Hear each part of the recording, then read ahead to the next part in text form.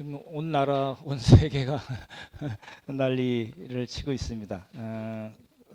개인 위생에 조심하시고 항상 건강하시길 바랍니다.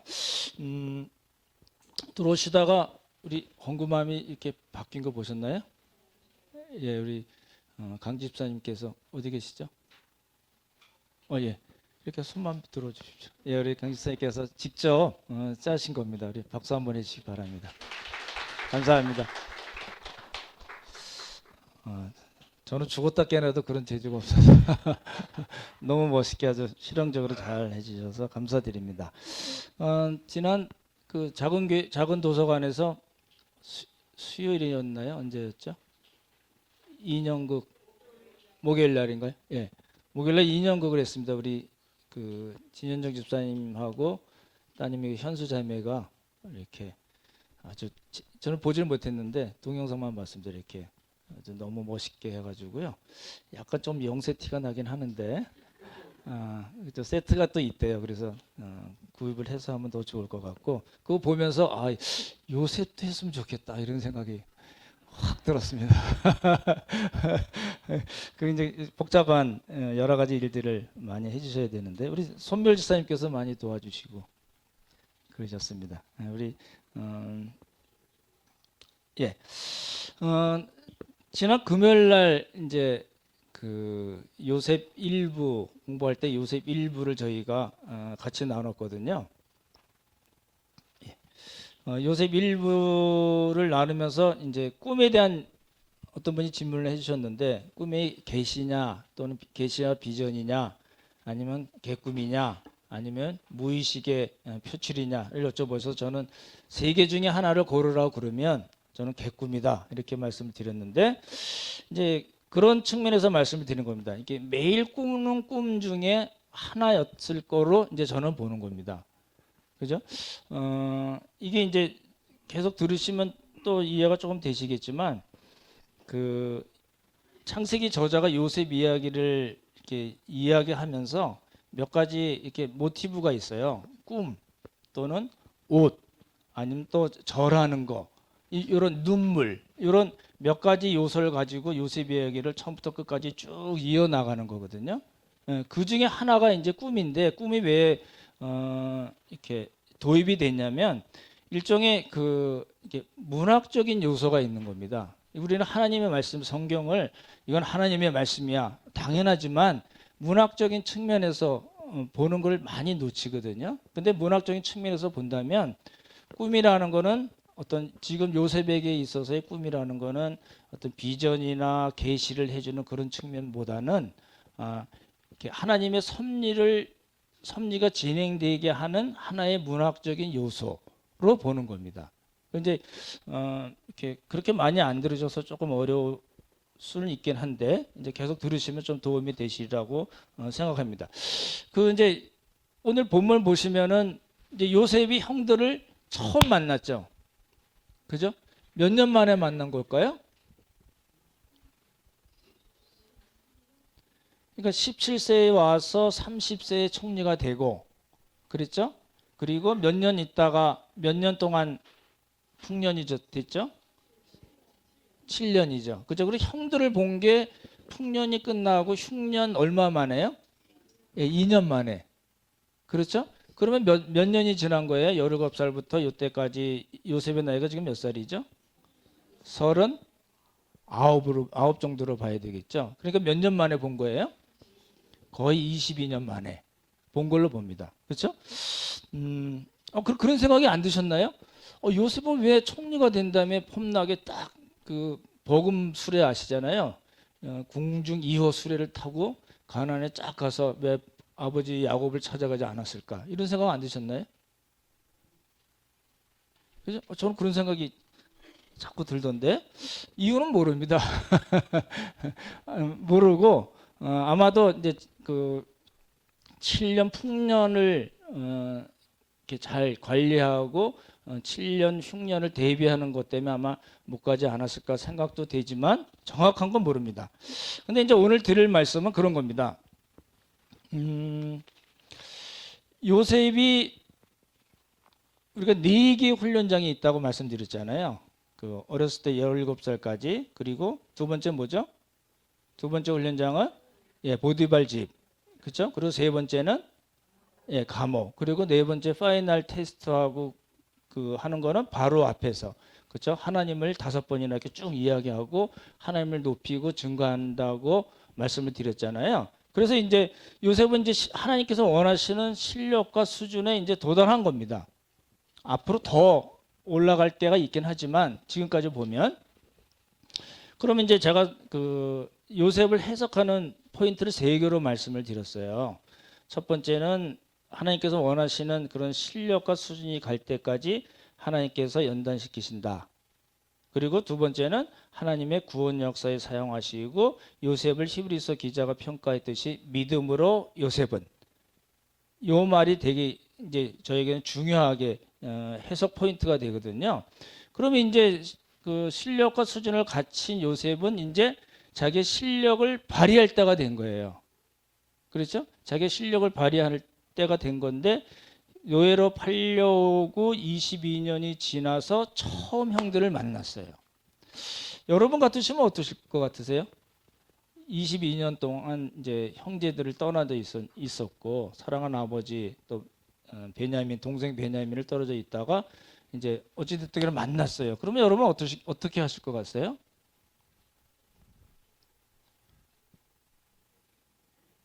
노예로 안 풀려봐서. 그래서 오늘 그 설교 제목이 요셉 원수들을 보고 울다. 왜? 이런 설교 제목으로 잡았는데, 총리가 된 다음에 형들과 요셉 이야기는 좀 깁니다. 이제 42장부터 쭉 이야기가 나오는데, 간략하게 설명을 드리면은 이제 22년 만에 만났어요. 근데 요셉이 처음 형들을 만나자마자 형! 뭐 루벤 형, 유다 형 이러지 않았어요. 어떻게 했어요? 모른 척하고, 그러니까 22년이나 지났으니까 형들이 아마 못 알아본 것 같고, 왜냐하면 모양도 자체로 다르고 머리도 밀고 수염도 밀고 완전히 이집트 스타일로 있었기 때문에, 그리고 자기들이 감히 바라볼 수 없는 애굽의 총리가 된 요셉이었기 때문에 아마 이야기를 나누면서도 이제 통역을 통해서 이야기를 했거든요. 요셉이 일부러 그렇게 한 건데, 그렇게 하면서 형들이 요셉을 알아보지 못했어요. 근데 요셉은 딱 보고서 알아본 거예요. 그렇죠? 그럼 왜 모른 척하고 정탐꾼으로 몰았을까? 그렇죠? 그리고 그 형들을 다 3일 동안 감옥에 쳐넣었어요. 그랬잖아요? 감옥에 쳐넣고. 그리고 나중에는 이제 시몬만 남겨놓고 다들 가서 굶어 죽지 않도록 곡식을 가져가서 다시 이제 누굴 데리고 오라고요? 베냐민을 데리고 오라는 거죠. 그러니까 지금 형들과 만났을 때의 중심 인물은 사실은 누구냐면 베냐민입니다. 근데 성경을 자세히 읽어보시면 아시겠지만 베냐민이 뭐라고 이야기한 베냐민의 대사는 한마디도 안 나옵니다. 요셉을 붙잡고 울고 막 이런 장면은 나오지만 베냐민의 대사는 나오지는 않습니다만 하여튼 그렇게 됐어요. 그리고 이제 어찌어찌 해가지고 다시 곡식을 가지고 가나안으로 갔는데, 그 식량 그 자루에다가 요셉이 뭘 넣었어요? 은을 넣은 거죠. 그렇죠? 자루에다가 은을 넣습니다. 은 20개에 팔렸던 요셉이 형들의 그 곡식 자루에, 식량 자루에 쐐기라고 되어 있죠. 그 쐐기에다가 은을 넣어줬어요. 그러니까 이 굉장히 재밌게 이 창세기 저자가 쓴 거예요. 나중에 그 베냐민에다가 은잔을 넣는 것도 나오잖아요. 그러니까 은이라는 것이 그 20개 팔려갔다는 것, 그 말이 요셉은 이제 그 일을 당했지만 형들에게는 뭘 선물했어요? 은을 선물했어요. 그것 때문에 나중에 이제 이 형들이 놀라고 야곱이 놀라고 이런 장면이 나오긴 하지만 은을 선물한 겁니다. 그리고 이제 야곱이 그 베냐민을 형들과 같이 요셉의 말에 따라서 애굽에 보냈어야 되는데 보냈나요? 안 보냈나요? 나중에 보내지만 곡식이 다 떨어질 때까지는 안 보냈습니다. 왜 그랬을까요? 죽을까 봐. 누가 죽어요? 베냐민. 이 베냐민하고 요셉이 누구예요? 자기가 너무너무 사랑했던 여인 라헬이 낳은 두 아들이거든요. 그래서 이제 안 보내다가 할 수 없이 식량이 떨어지니까 내가 자식을 잃으면 이르리로다라고 이야기하면서 베냐민을 보냅니다. 그렇죠? 그래서 이제 베냐민 형들하고 베냐민하고 이제 시몬은 잡혀 있었겠죠. 왔을 때 이제 그 요셉이 처음에 형들을 만났을 때는 정탐꾼을 몰았다가 그렇죠? 형들을 3일 동안 감옥에 넣고 다시 이야기하는데 형들이 서로 옥신각신하는 모습을 보고 울었던 장면이 나와요. 그죠? 예. 근데 여기서는 베냐민을 보고 이렇게 식사에 초대하고 뭐 이래서 막 이렇게 얘기하다가 베냐민을 보고서는 이 요셉이 자기가 눌렀던 이 감정이 어떻게 됐어요? 팍 폭발한 거예요. 그래서 아우를 사랑하는 마음이 복받쳐. 예, 울었다는 장면이 나와요. 근데 이제 들어가서 울고 나온 걸로 얘기가 되죠. 그렇죠? 그리고 이제 요셉이 그 두 번째 계략을 짜서 아까 말씀드린 대로 베냐민의 그 쌔에다가 뭘 넣어요? 은잔을 넣어요. 그래서 형들을 보내고 다시 잡아옵니다.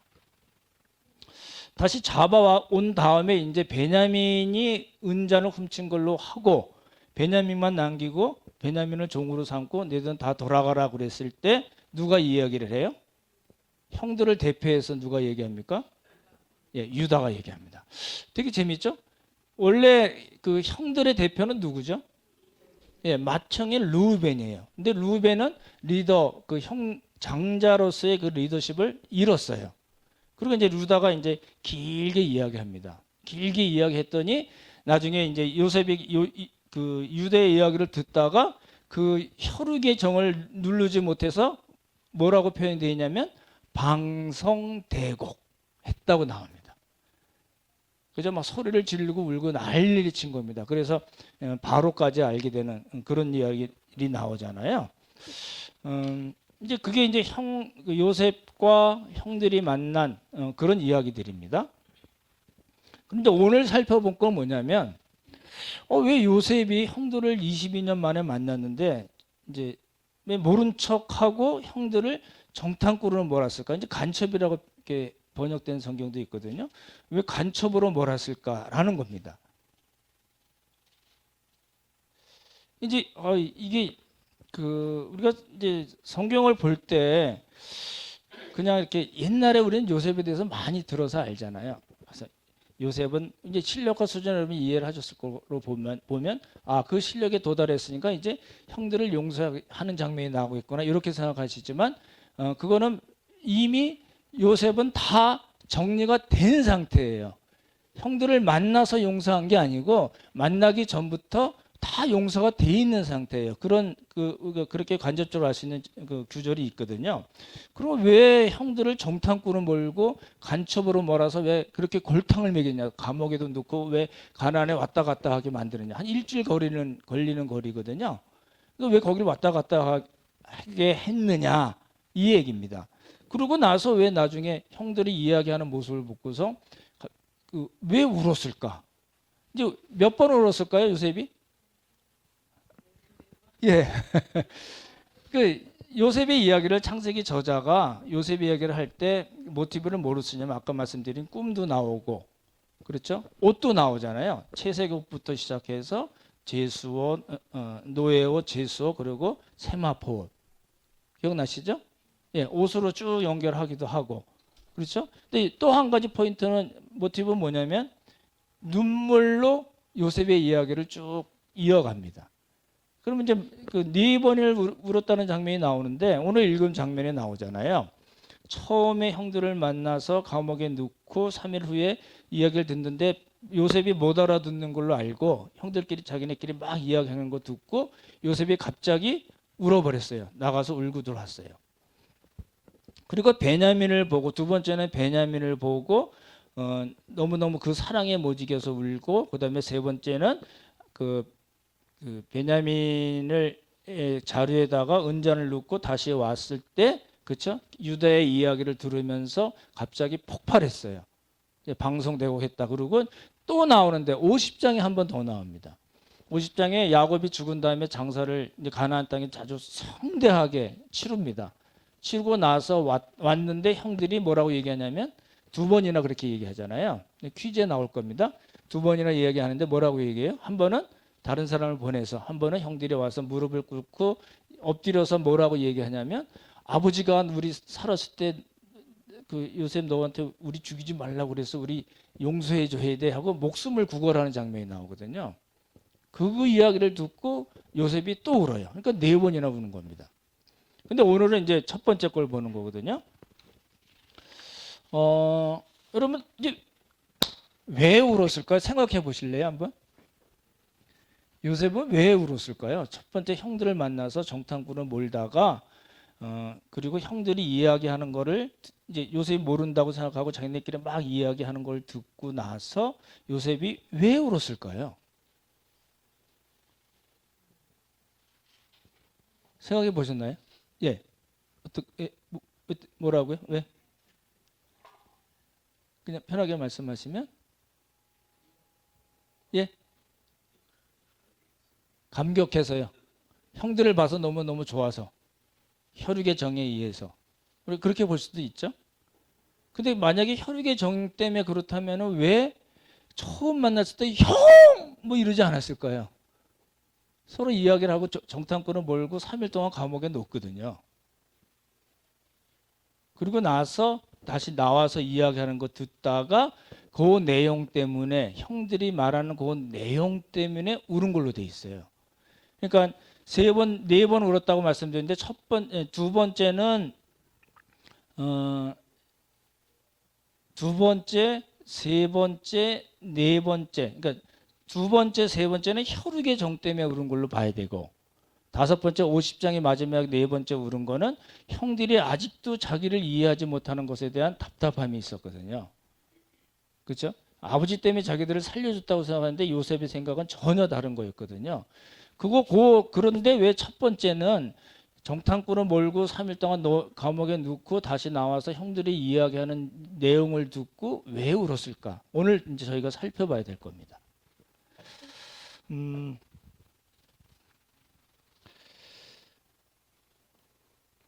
이제 우리가 전제로 해야 될 게 뭐냐면요.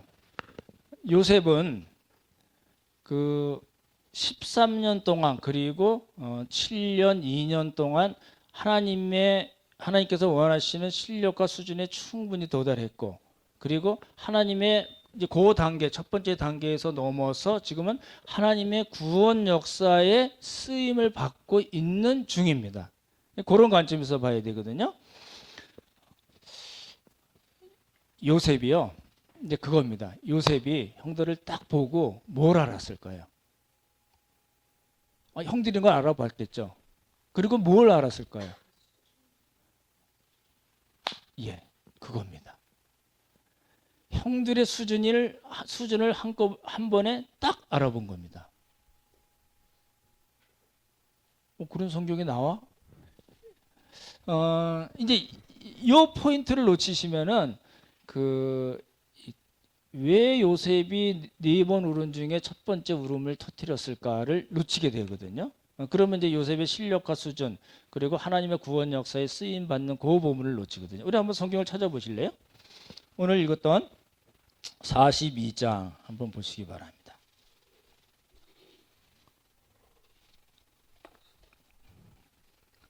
21절, 22절만 같이 한번 다 같이 읽겠습니다. 시작.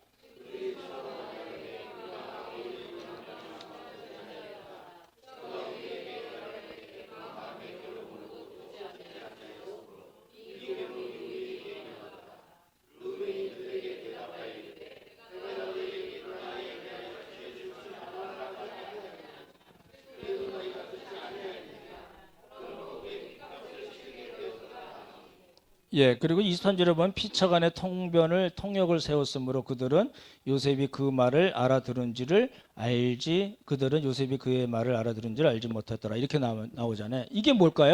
지금 형들이 뭐 하고 있어요? 그때 그 요셉을 살려줬어야 되는데 그 요셉의 괴로움을 우리가 보지 않아서 그 괴로움이 우리에게 오는구나 라고 생각한 그 정도 수준이고요. 루벤은 뭐라고 얘기했어요? 맏형이잖아요. 루벤이 처음에 죽이지 말라고 그랬는데 루벤이 없을 때 이 미디안 상인들이 와서 팔고 얘기하는 게 뭐냐면 죽인 걸로 얘기했거든요. 그러니까 지금 루벤이 뭐라고 얘기해요? 다시 한번 보실래요? 23절 보시면 루벤이 그들에게 대답하여 가로되 내가 너희더러 그 아이에게 득제하지 말라고 하지 아니하였느냐. 그래도 너희는 듣지 아니하였느니라. 그래서 그 피값을 우리가 치르게 됐다라고 얘기하잖아요.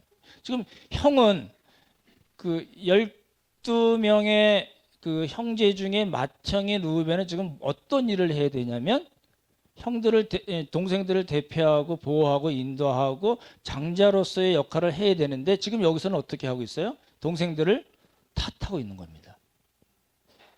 너희들 때문에 지금 이 일이 발생한 거 아니야? 라고 이제 탓하고 있는 거거든요. 그게 이제 첫 번째 형들의 실력과 수준을 알 수 있는 거고, 두 번째는 뭐냐면 42장 26절부터 28절 한번 보십시오. 이제 그 식량을 사서 가나안으로 돌아갈 때 어떤 여관, 객점이라고 그러죠. 여관에서 일어난 일인데 28절만 우리 같이 읽어볼까요? 이제 돈 있는 걸 보고 이제 얘기한 겁니다. 28절 읽어보겠습니다. 시작. 그가 그 형제에게 말하되 내 돈을 도로 넣었도다. 보라 자루 속에 있도다. 이에 그들이 혼이 나서 떨며 서로 돌아보며 말하되 하나님이 어찌하여 이런 일을 우리에게 행하셨는가 하고, 혼이 나서 떨었다는 건 무슨 말이냐면 그 마음이 그들의 몸속에서 빠져나가고 라는 뜻이에요. 이게 정신이 없는 거예요. 이게 무슨 일이야, 이게 무슨 일이야, 막 호들갑을 떨면서 뭐라고 얘기했어요? 하나님이 어찌하여 라는 말을 쓴 겁니다. 지금 구약 요셉 이야기를 처음 들으시면서 이렇게 쭉 보시면서 아시겠지만 형들이 하나님에 대해서 언급한 것이 첫 번째예요.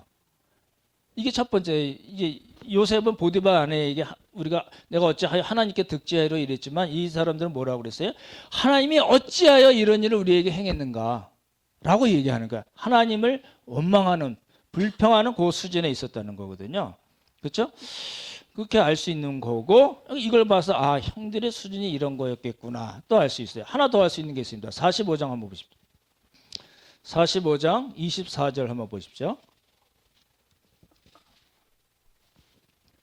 이제 형들이 또 그 보내면서 하는 이야기인데 24절 읽겠습니다. 시작.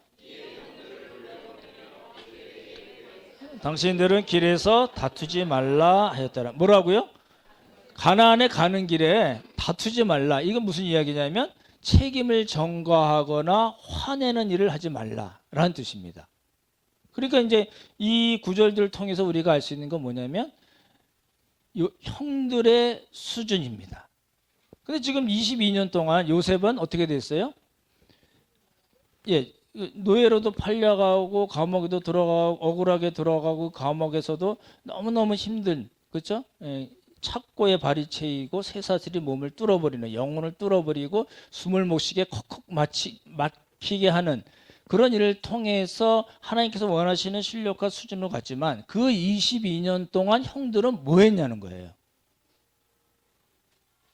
그렇죠? 그러니까 요셉은 지혜가 충만한 사람이고 성령이 충만한 사람이었기 때문에 형들을 보자마자 아, 형들이 이상하네 라는 걸 알았다는 겁니다.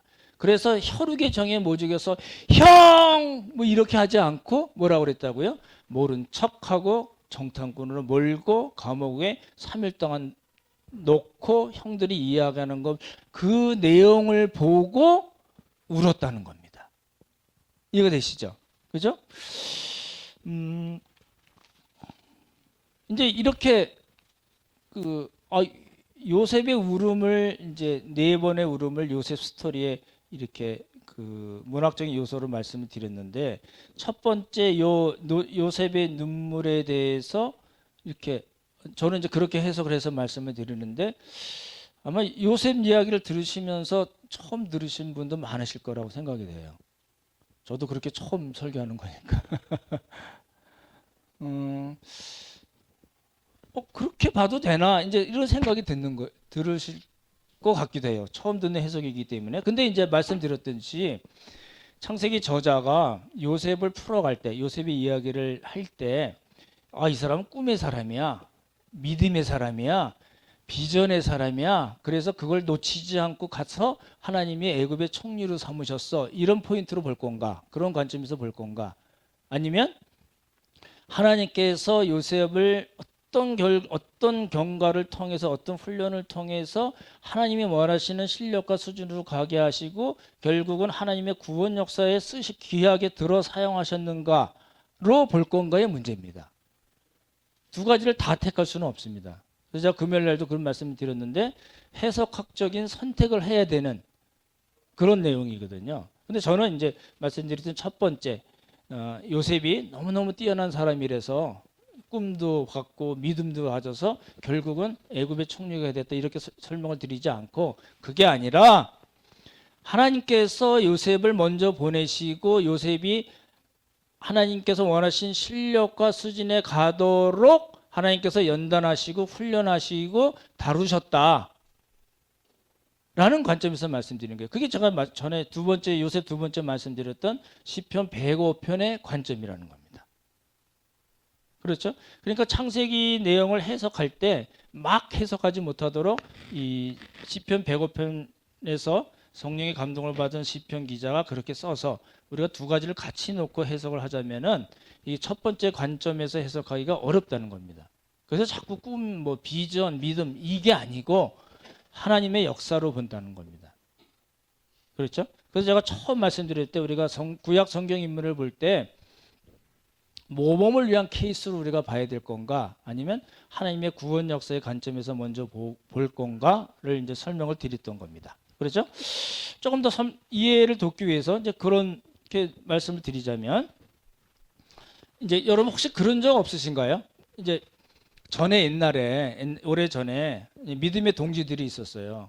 동지들이 있어서 같이 예배도 드리고 교회도 섬기고 제자훈련도 받고 함께 울고 웃고 으쌰으쌰 하던 그런 믿음의 동지들이 있었는데 그래서 믿음의 동지들은 이 형제보다도 훨씬 더 진한 아주 깊은 그런 관계에 있었는데 세월이 지나고 나서 그 사람들을 다시 만났는데 이분들이 세속에 찌들어 있고 믿음의 길로 가지 않고 성화의 길로 가지 않고 이상한 공동체에서 허덕이고 있는 그런 모습을 볼 때 다시요. 저는 이제 요셉을 보면서 이 부분이 너무너무 중요하게 여겨지는 거예요. 지금 요셉의 첫 번째 눈물을 설명드리는 거잖아요. 함께 신앙생활하고 너무너무 좋았던 그런 형제 자매들이 갑자기 하나님에 대해서 오래간만에 만났는데 하나님에 대해서 너무 공격적이 돼버린 거예요. 아니 무슨 목사가 그런 목사가 있어 이러고 막 XX 해가면서 막 다다다닥 해요. 완전히 싸움닭이 된 그런 분들을 혹시 여러분 보신 적이 있으신가요?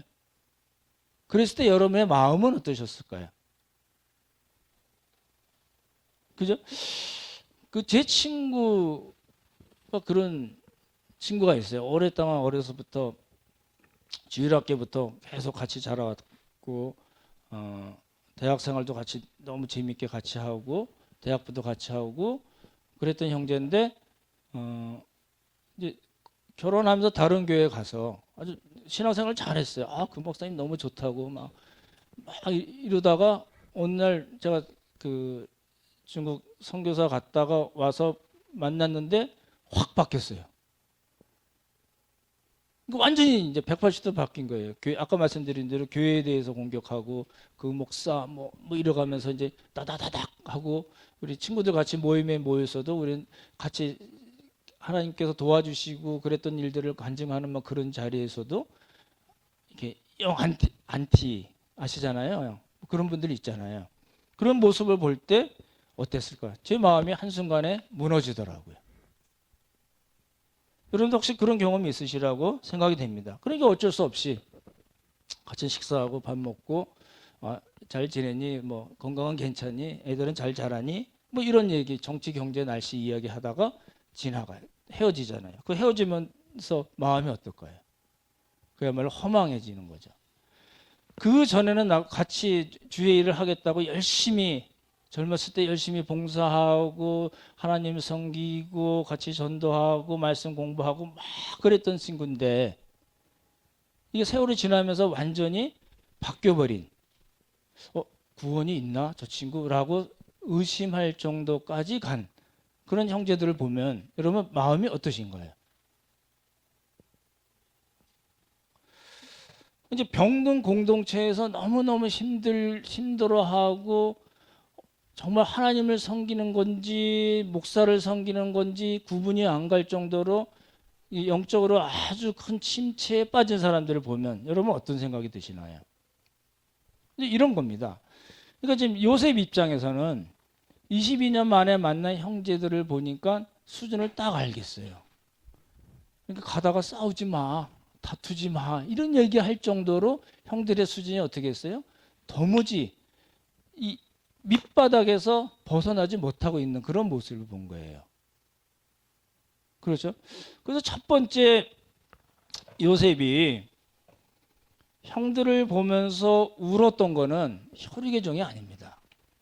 혈육의 정 때문에 울었다면 보자마자 붙잡고 방송대하고 울었어야 되는데 요셉은 그렇게 하지 않았습니다. 그렇잖아요?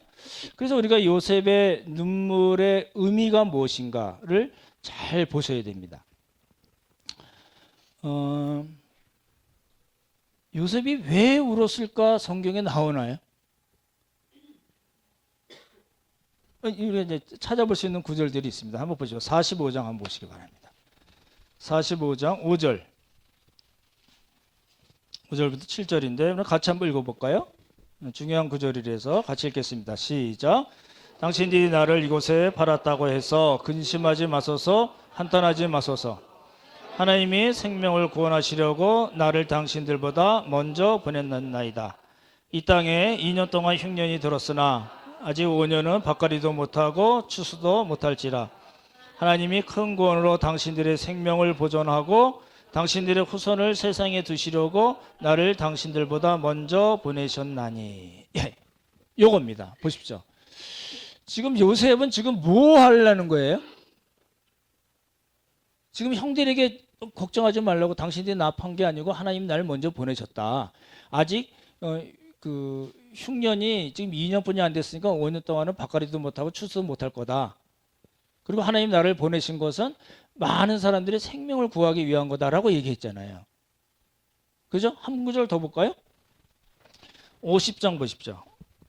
아까 네 번째 눈물이라고 말씀드렸는데 50장 20절에서 21절 20절에서 21절입니다. 되셨나요? 같이 읽겠습니다. 20절부터 시작.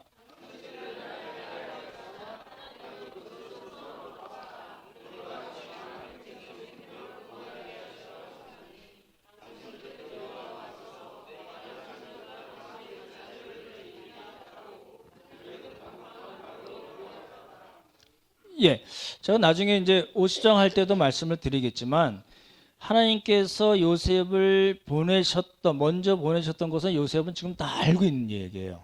알고서 형들에게 하는 이야기거든요. 그래서 하나님이 뭐 하시려고요? 생명을 구원하시려고 당신들보다 나를 먼저 보내셨습니다. 생명을 구하려고. 그렇게 이야기가 나오고요. 그 다음에 45절 7절에 보면 당신들의 생명을 보존하고 라는 말이 나오고 당신들의 후손을 이 세상에 두시려고. 지금 다 생명과 관계된 거거든요. 그리고 50장 20절을 보시면 많은 백성의 생명을 구원하게 하시려고. 이건 이제 조금 우리가 알고 있는 거는 달라서 나중에 말씀드리고, 그리고 당신들과 당신들의 자녀를 내가 기르겠습니다 라는 말까지 합니다. 보십시오. 지금 이 이야기, 요셉이 한 요 이야기들이 굉장히 중요한 이야기인데요. 내용이 뭐냐면은 한마디로 얘기하면 생명을 구하기 위한 거고, 많은 백성들의 생명을 구한 거고, 그다음에 당신들의 생명을 보존하고 당신들과 당신들의 자녀들을 내가 이제 키우겠습니다, 기르겠습니다, 생명을 보존하고 더 번성하게 하겠습니다 라는 이야기거든요. 그럼 요셉의 말이 뭔지 이해가 되면은 요셉이 왜 형들을 보고 처음에 울었을까가 이해가 되는 겁니다. 다시요. 지금 요셉의 가정은, 우리가 요셉의 가정을 잘 알잖아요. 제가 영어 표현을 하나 썼잖아요. 요셉의 가정이 어떤 가정이었어요? 예, broken family입니다. 완전히 깨어져 버린 가정이에요. 잘 보십시오. 요셉의 가정이 어떤 가정인가요? 여러분이 알고 계신 요셉의 가정은 일반 우리가 생각하는 많은 사람 가정 중에 한 가정이 아니고 하나님께서 하나님의 구원 역사를 위해서 선택한 아브라함, 이삭, 야곱의 가정이에요. 그러니까 이 가정을 통해서 하나님이 뭘 지금 만드시려고 계획하셨냐면 하나님의 언약 백성을 만드시려고. 그리고 그 언약 백성이 어떤 언약 백성이냐면 하나님의 구원 역사를 이루기 위한 이루기 위해서 한 가정을 선택하시고 그 가정을 통해서 하나님께서 만드실 언약 백성, 한 민족을 만드시기 위해서 선택한 가정이라는 거예요. 근데 그 가정이 어떻게 됐어요? 깨져버렸어요. 형들의 수준은요, 너무너무 낮아요. 그러니까 지금 요셉의 입장에서는 요셉 역시 당연하죠. 요셉 역시 그 형들과 같이 묻혀 있었으면 그렇게 될 수밖에 없었는데 하나님이 요셉을 뽑아서 애굽에 먼저 보내셔서 실력과 수준이 있게 하시고 그 다음에 요셉을 통해서 이 브로큰 패밀리, 깨진 가정을 하나님께서 마음껏 쓰실 수 있는 구원 역사에 쓰일 수 있는 언약 백성, 언약 민족으로서 만들기 위한 그 일을 위해서 하나님께서 요셉을 먼저 보내셨는데 요셉의 입장에서는 혼자 가정이 되나요? 혼자 패밀리가 될 수가 없잖아요. 12 아들들이 다 돼서 나중에 이스라엘 12지파가 생기는 거잖아요. 그 지파들이 생기기 위한 하나님의 언약 백성, 하나님께서 마음껏 구원 역사에 사용하시기 위한 하나의 민족이 만들어져야 되는데 지금 상태가 그렇지 않다는 거잖아요. 그러니까 그 하나님의 구원 역사의 그 스케줄을 다 알고 있었던 요셉으로서는 답답한 거예요. 그래서 내가 할 일이 뭐라고 생각했어요, 요셉이요? 이 깨진 가정, 하나님께서 마음 놓고 사용하실 이 민족을 이루실 그 언약 백성을 이루실 이 깨진 가정을 내가 바로 세워야 되겠다라고 생각해서 형들의 모습을 보고 울은 겁니다. 아까 말씀드렸듯이 함께 신앙생활 하던 신앙의 동지들 정말 밤새 기도하고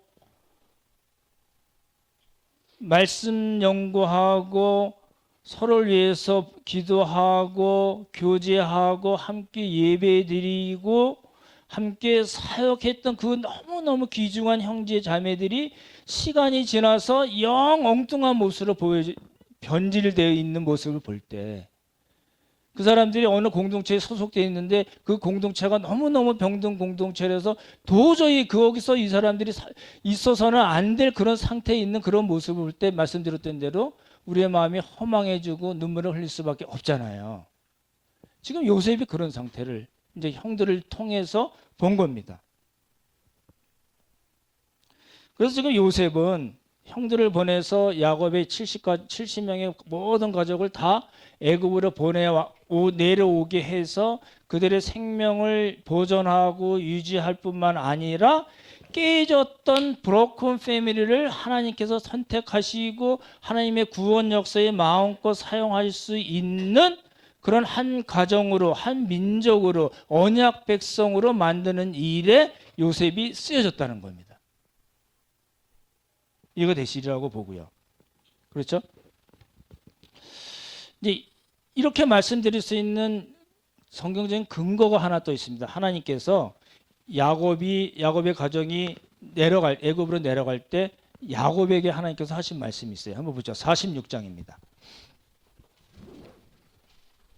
부엘세바라는 곳에서 이제 하나님께서 야곱에게 나타나시는데 3절만 읽어볼까요? 46장 3절입니다. 찾으셨나요? 예, 같이 읽죠. 시작. 하나님이 이르시되 나는 하나님이라 내 아버지 하나님이니 애굽으로 내려가기를 두려워하지 말라. 내가 거기서 너로 큰 민족을 이루게 하리라. 뭐라고요? 하나님이 지금 뭘 만드시려는 거예요? 뭘 만드시기 위해서 요셉을 먼저 선발대로 보내셨어요? 예, 큰 민족. 하나님께서 마음껏 사용할 수 있는 하나님의 구원 역사에 사용할 수 있는 언약 백성, 아브라함에게 약속하셨던 그 언약을 지금 뭐예요? 야곱이 애굽으로 내려감으로써 하나님께서 큰 민족을 만드시겠다라고 하신 겁니다. 그래서 애굽이 이스라엘은 민족이 태어나고 성장할 수 있는 인큐베이터라고 그래서 말씀을 드리는 겁니다. 그렇죠? 그 일에 누가 쓰임을 받았어요?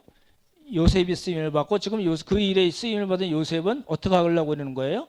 형들과 함께 새로운 공동체, 하나님께서 마음껏 사용할 수 있는 그 새로운 공동체를 만들겠다고 한다는 겁니다. 근데 형들을 보니까요, 어때요? 아니에요. 너무너무 아니에요. 그래서 어떻게 해요? 할 수 없이 울어낼 수밖에 없죠. 그렇죠? 오늘 말씀을 이제 마치겠습니다.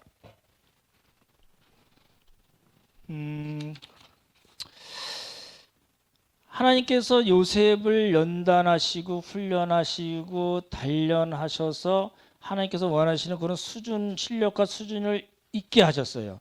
그랬을 때 요셉이 한 거는 뭐냐면 깨어진 가정, 그렇죠? 브로큰 패밀리를 하나님께서 쓰실 수 있는 그런 새로운 공동체로 지금 만들자고 지금 그 작업을 지금 하고 있는 겁니다. 그렇죠? 그래서 그 생명을 구원할 뿐만 아니라 그 내려온 모든 사람들이 더 번성할 수 있도록 하고 하나님께서 원하시는 사람들이 되도록 지금 요셉은 그 일을 하고 있는 겁니다. 그렇죠?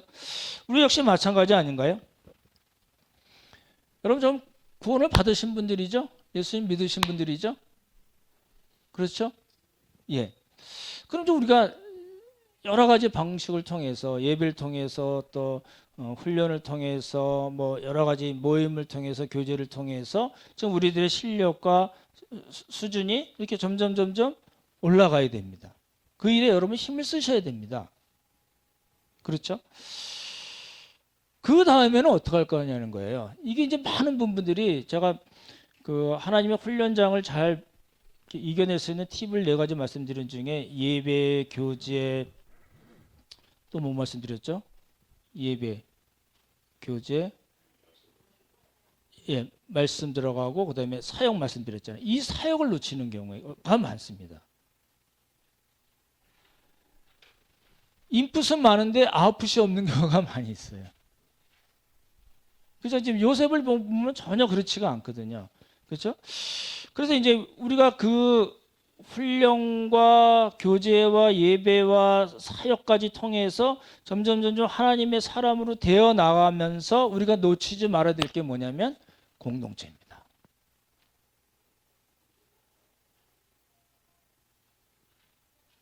여러분 이제 어떠신지 모르겠어요. 이 공동체가 어떤 공동체냐면 하나님의 구원 역사를 이뤄낼 뿐만 아니라 그렇죠? 그 안에 공동체에 들어온 사람들이 하나님의 사람으로 실력과 수준이 높아지도록 갖추도록 하는 그런 공동체. 그리고 하나님께서 원하시는 일들, 이거 말씀드렸듯이 하나님 사랑, 이웃 사랑, 또 복음을 전하는 여러 가지 일들을 이렇게 잘 감당할 수 있는 그런 공동체.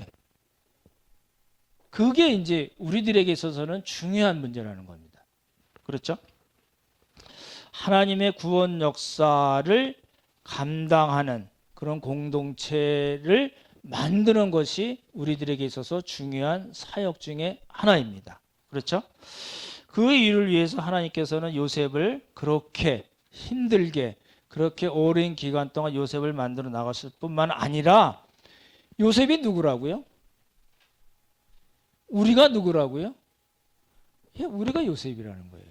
그 요셉 때는 우리를 하나님께서 그냥 내버려 두시지 아니하시고 요셉과 하셨던 것과 동일하게 그렇죠. 더 좋은 훨씬 좋은 조건을 줘서 그렇잖아요.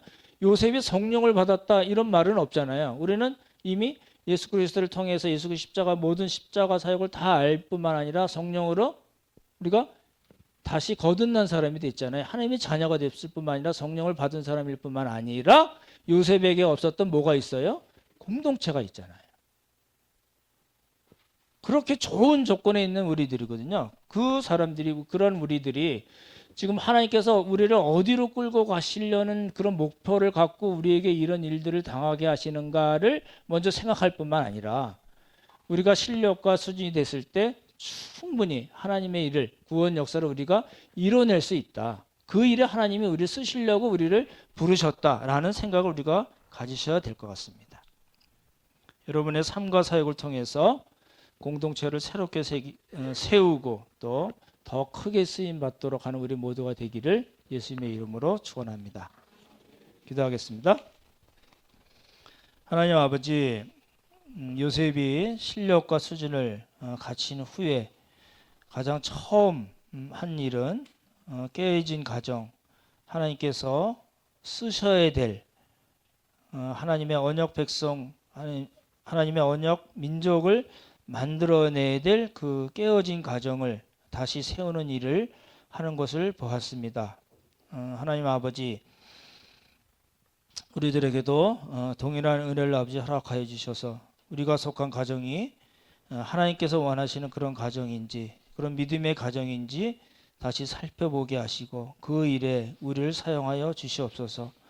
그뿐 아니라 이렇게 하나님께서 좋은 공동체로 만들어 주셨는데 이 공동체가 정말 하나님께서 마음껏 쓰실 수 있는 그런 좋은 성경적인 성령께서 마음껏 사용할 수 있는 그런 공동체가 되도록 저희가 더욱더 힘쓰게 하시고 우리 형제 자매들을 물질적으로 또 영적으로 또 정서적으로도 잘 섬길 수 있는 우리 모두가 되도록 복을 허락하여 주시옵소서. 아버지네 감사드리오며 귀하신 예수님 이름 받들어 기도드렸사옵나이다.